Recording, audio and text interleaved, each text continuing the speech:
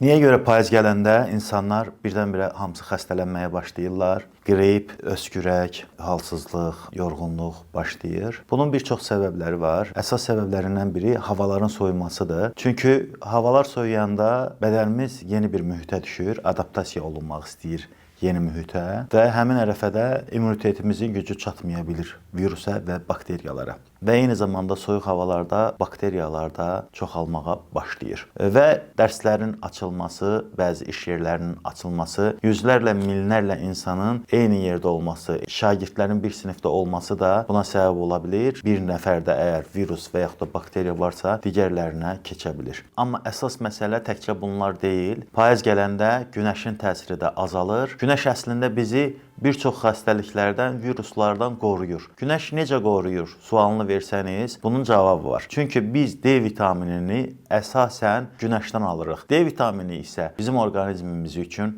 çox faydalıdır və immunitetimizin güclənməsi üçün çox vacibdir. Yayda günəşin ultrabənövşəyi şüaları dərimizə düşür və nəticədə D vitamini sintez olunur. Payızda isə bu sintez azalır. Əgər siz yayda kifayət qədər günəşdə gəzməmisinizsə və D vitamini depolamamısınızsa, onda sizin xəstəliyə yoluxmağınız digərlərindən, yəni D vitamini normal olan insanlardan qat-qat artır. Nəticədə qrip, öskürək, bronxit kimi hallar qaçınılmaz olur. Bəs nə etmək olar? Təəssüf ki, D vitaminini qidalardan yetərincə ala bilmirik. Məsələn, yumurtanın tərkibində biraz var, ən çox balıqlarda var. Amma biz yediyimiz yumurtalar adətən günəş üzü görməmiş toyuqların yumurtasıdır. Kən yumurtası az tapırıq. Eyni zamanda balıq da bahadır və yaxud da balıqdan almaq istəyiriksə, kifayət qədər balıq yeyə bilmirik. Çünki 1 kiloqram balıq yeməlisən ki, sən gündəlik D vitamini ehtiyacın ödənsin. Avropa ölkələrində,